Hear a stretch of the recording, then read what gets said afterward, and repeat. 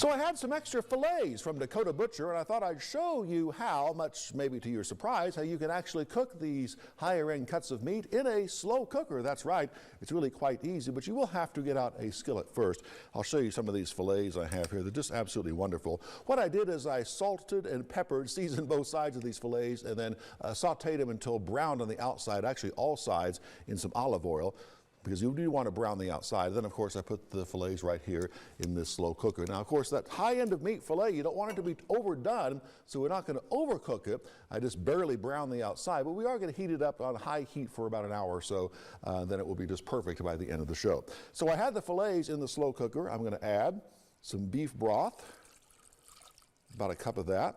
Then I'm going to add one of my favorite things, Worcestershire sauce. I'll have the exact measurements on the website based on the number of pounds of meat that you have in there.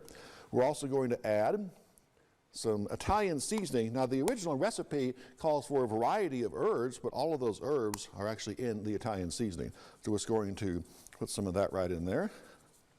And then we're going to add, this is not in the recipe, but you know me, a little bit of red wine. You know, today is Cabernet Franc Day.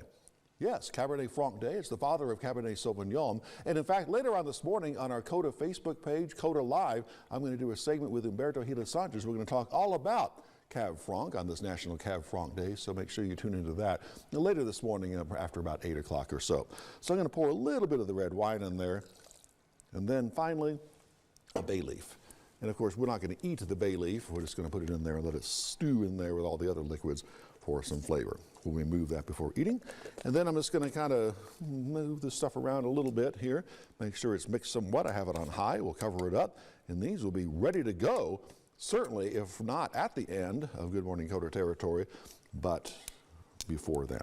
So really, really easy recipe. And another one of those things, if you have some excess proteins, whether it be this filet or other steaks or chicken, you could always use a slow cooker.